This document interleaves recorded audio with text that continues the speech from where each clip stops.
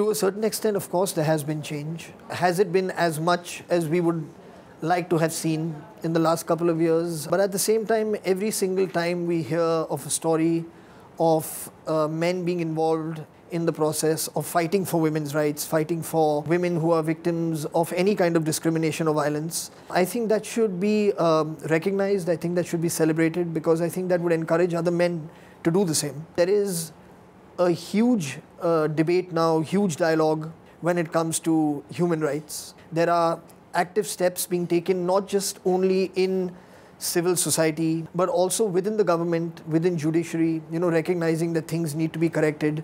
Those things are happening, and that to me is heartening to see that that's happening.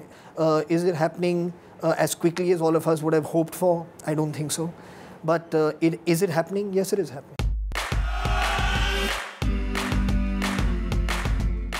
Eventually, films, to a certain degree, do mirror what's happening around them. Story writers, directors are sensitive to what they read in the news. They are sensitive to what they see going on around them. And they tend to be influenced or inspired by what they see, and they write about those things.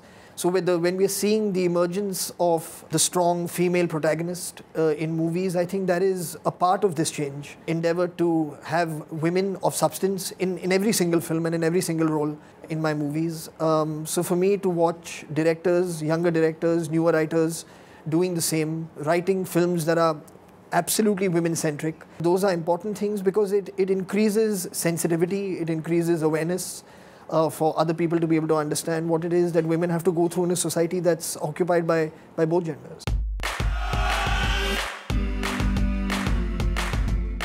I think the stigma has to be done away with. The minute someone is known to be HIV positive, there's a certain stigma that's attached to that person, and I think that's the first thing that needs to change. The minute you treat that person as just another human being who's suffering from a disease, you'll treat that person like you treat a patient of any other disease. When you hear somebody's got jaundice, or if you hear somebody's contracted some disease, you don't not want to know them anymore. You don't feel like they must have done something. That none of those questions come into your mind. So there's no reason for that to happen even with HIV. I mean, the person's already got many stresses now to deal with. The least we can do is not stress them out further. And absolutely, so whether it's counseling for the family, whether it's just making a family understand how they should be with the patient who's a member of their family, those things are important too.